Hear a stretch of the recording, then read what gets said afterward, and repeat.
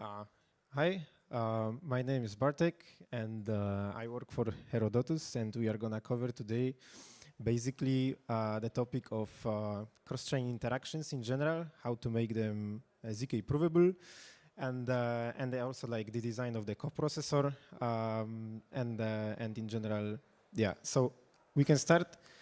We can start with the problem we've got in general in the space. Like we've got a couple of blockchains. There is like data distributed all around them. Couple of like interesting facts we can have. Like for example, somebody like has some like high balance. Somebody can have like some interesting history, and all of those kind of like are separated among blockchains. And what we want to do is be able to make some statements about those about this data in general, and kind of later maybe like convince somebody that that kind of logic or like the thinking we've got is like convince somebody with the zero knowledge proof about this data essentially distributed all around the blockchains.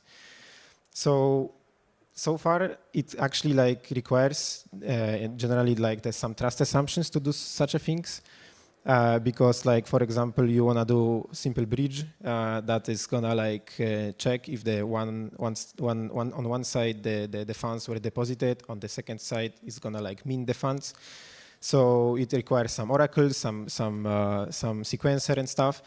So that like currently, more or less, most of the time, the solutions kind of require the trust assumptions, some centralized backend to like manage these things, and also like smart contracts really struggle to like access the data cross chain. For example, you want to have some smart contract to like give you access to something based on the like history you've got, for example, on Bitcoin or for example on Ethereum, and it's like a little bit problematic and slow to do this now.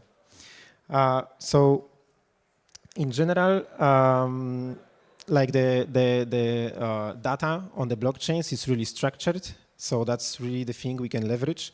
The data on the blockchain is kind of like built in the tree-like way. So to just really quickly show you the good diagram I found online. For example, this is Ethereum. There is like couple of sections. What we are like mostly interested in our use cases with our clients and stuff is like the state roots thing. So essentially like the states of, for example, smart contracts, what the values they kind of have in the maps and stuff. So the data in the blockchain is really nicely structured. So like when we have this MPT, this is like Merkle Patricia trie. Essentially, like we've got a couple of like this is essentially like the data on in the smart contract itself. So there is like an algorithm to like have the proof of this specific element really exists in the tree itself, and we have like really like pretty simple logic to see if this data with like only the necessary things from the like other parts of the tree, we can make the statement if this is really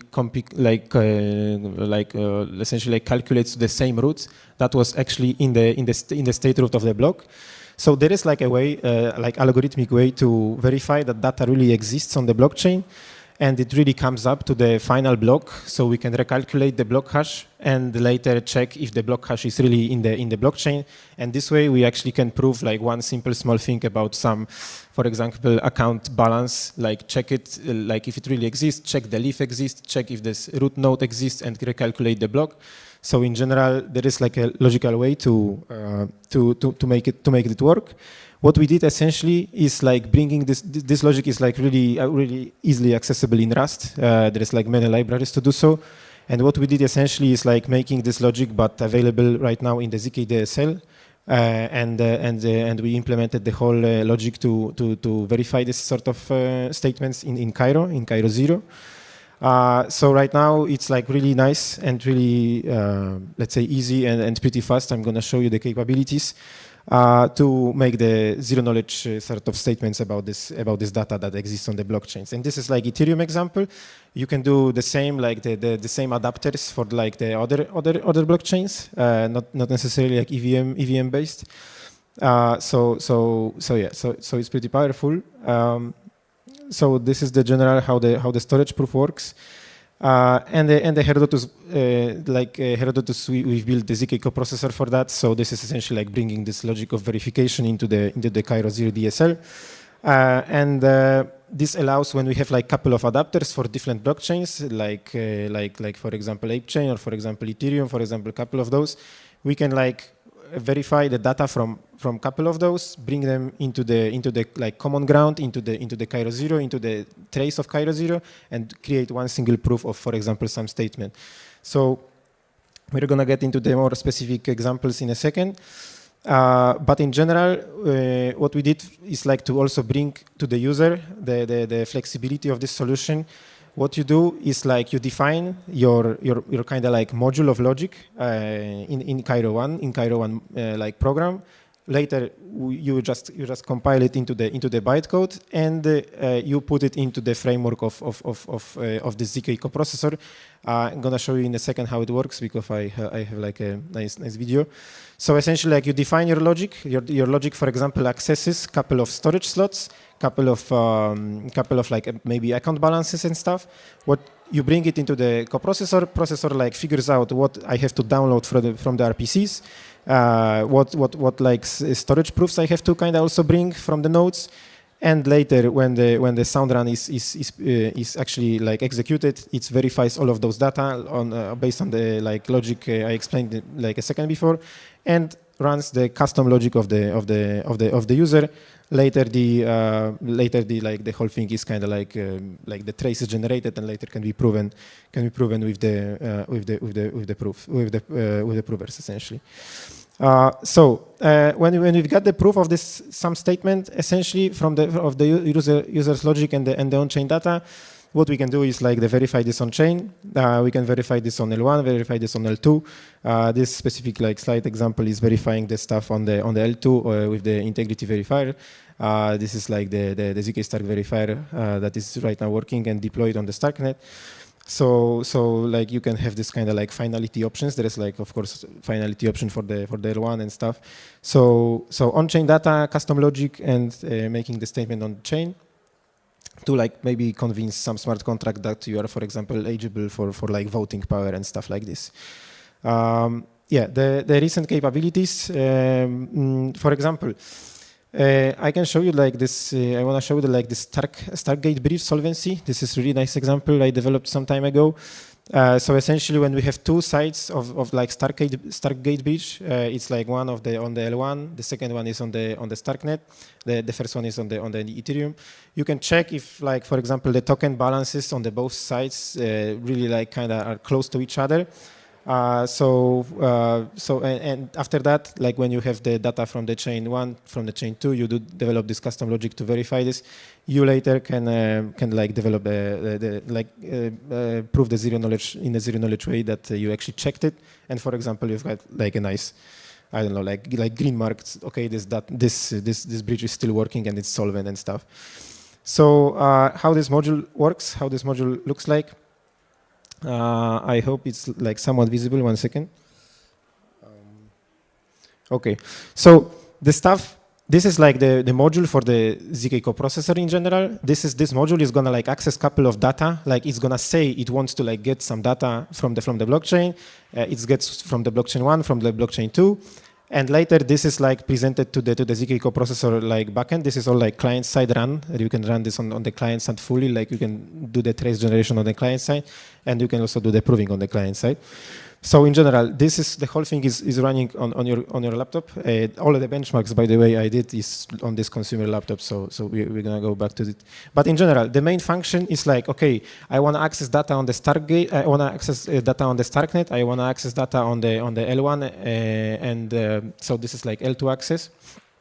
And in 1 second. And in general.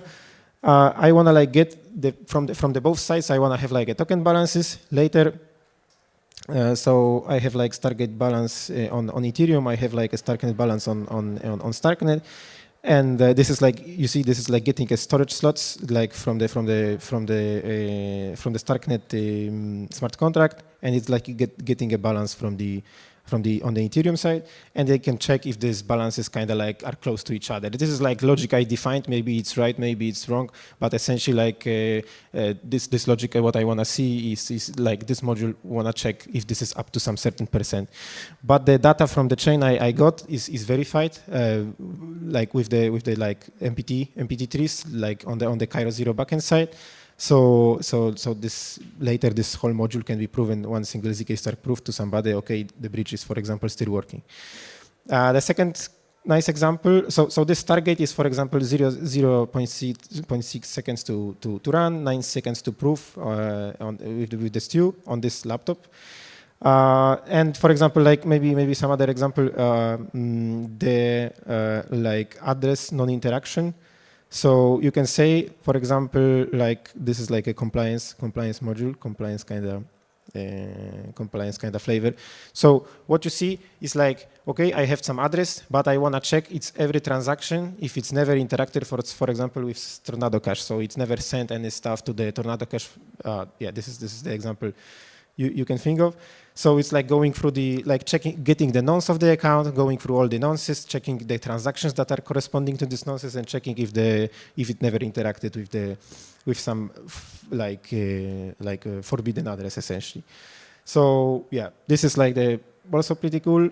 3 seconds to trace gen, 70 seconds to prove. Yeah, this is like the current capabilities. So in general, also, like maybe blacklist example is like it's a little bit more sophisticated example. So in general, it's similar flavor but a little bit different approach. It's like I'm checking the blocks, like for example, span of 100 blocks. If there is like a no event of withdrawn from the Tornado Cash to me, essentially. So like Tornado Cash never sent, or like there was no transaction that actually gave me some stuff from like the forbidden address, essentially. Tornado Cash is just an example here. It's some forbidden address, for example. So I define the withdrawal event signature, and I check with the Bloom filters inside the ZK coprocessor based on the data that was on chain and verified. I check if nobody if there is no such event for withdrawal to some certain account, essentially. Yeah, so it goes through the indexes of blocks and checks in the Bloom essentially if it contains and stuff like this. And if it's true, I'm just blacklisting some address. So it can be used, for example, like using having a nice big trees of like blacklisted accounts that are kind of like spoiled, and this is like some area of blacklisted accounts and stuff. Yeah. So yeah, in general, that's some examples. Yeah, and 1 second, yeah, I have some videos I can show about like how to run this thing. So in general, this is like the Rust run of this like ZK coprocessor. First thing, what we do is have to do the dry run. This is like figuring out what essentially is necessary to get from the module. Like what data is necessary to actually run the module. So this is like figuring out, okay, what was the accesses, maybe what balances I have to kind of break from the RPC. Later, like we do the fetching, so actually the proof fetching. So we are also connecting to the RPCs to like give and okay, give me the account proofs of this account and this account. And the final, when all the data is ready and kind of like ready to do the actual the sound run, so the run with all the checks of MPT checks and stuff. It's like the final round. 1 second. It's like the final round, and this is like essentially like the trace generation is of course pretty fast. So yeah, so it's pretty basic. So essentially that's how we use the dry run, the first stage, later the proof fetching, and later the actual sound run. And this is like in the Cairo 0, so in the provable DSL, checking every data. Like you see also there's like a because when you recalculate the block from the state roots, you have still the problem. Okay, what actually how can I prove that this block really existed in the blockchain itself? Let me stop it. So you have to also like prepare some infrastructure to actually, okay, I want to check if the block really exists in the blockchain itself. I could do this, okay, I just jump to a block and go back to the genesis, but it's too slow. It's like if you have to do this every time, it's pretty bad. So what we do is like we grow some infrastructure also in the zero knowledge provable way, that we grow essentially like a tree that, okay, there exists a contract that holds the like state root of the tree that was grown with all the block hashes essentially. So every block that exists in this tree was really checked for this up to the genesis essentially, like was checked if it really fits the chain. It also in the provable way in the ZK circuit that travels back to the genesis, and it was done like for you, and this is like the infra maintenance that it actually speeds up the process for the users. So yeah, it's also like one single smart contract that just holds one value in 256 of the latest state root, and this contract accepts this state change only if it sees the proof of actually checking to the genesis. And this is also done in the Cairo zero and a zero knowledge way. So it's like offloading the stuff to the like some other backend essentially. Yeah. So the 5 minutes. Okay. So in general, like between stages, maybe if I have, maybe let's not go to the technical details. Maybe let's go to the interesting stuff, because like when we do this sort of things, we see that essentially we have pretty high demand for the, like we generate a lot of traces essentially. So we have demand essentially because like when you have like a big trace, you have to prove it. So when you have big trace, the resources consumption for the proving stage is quite significant. It grows pretty rapidly. So in general, what essentially like I did a lot recently is like the research for the continuation stuff. Like so minimal change we have to do for the existing stew prover to support the continuation stuff. So continuations is like, okay, I have a big trace, I want to split it into chunks, prove it separately, and later when I have a couple of proofs, I have to aggregate them and check if they really like did the stuff they're supposed to do. And after the aggregation stage, like this circuit, this aggregator is still like developed in the ZK DSL, so it can be also proven. But right now, I have this like much smaller proof because this is just a couple of verifiers. So I can like prove it again and give the final like statement essentially. So this trace is pretty big, like it's huge to put it into the single stew prover. So what I do is just split it, later aggregate it, verify it also in the ZK circuit, and prove it again. So I have like I have like this leverage of not having to prove the super large trace all at one time. So this is what I did pretty much. This is currently working. Like we are using this internally, and this is like essentially generating. That's what you expect. So essentially, big trace, couple of proofs, later aggregate them. So yeah, all pretty basic. Yeah, and actually this is like super nice that we actually managed to like achieve this with super small modifications to the current stew. It's like yeah, it's like pretty nice to see that this is like not a big change. And what is important also to remember on this side of the aggregator, like when you have the aggregator, it also has to be, because here when you split the traces into couple of shards, it's like, okay, I have like I present to the stew proofs, okay, like prove me this couple of chasm transitions. This is like the memory for you, and okay, this is like doing the job.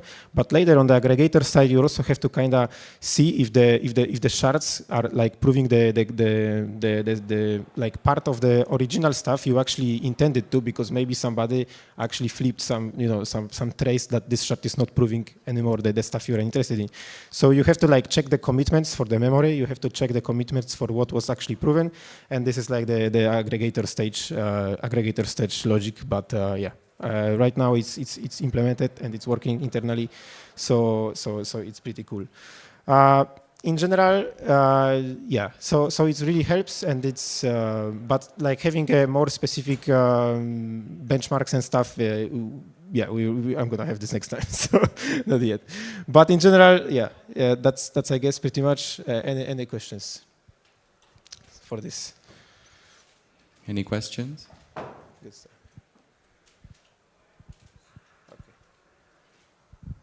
Okay, so.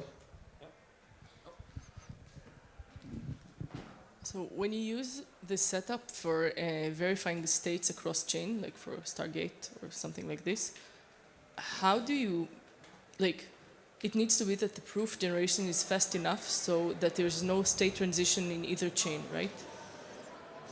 Can you say again? Like I have chain A and chain B, and I have the state root of each chain, and I generate a proof for solvency or something across both chains, and I need to make sure that the proof is generated fast enough so that state transition doesn't occur in any chain, right? Yeah. So. Yeah. Sure. So what we do is like. Okay. That's good. Thank you. Continue. Thank you.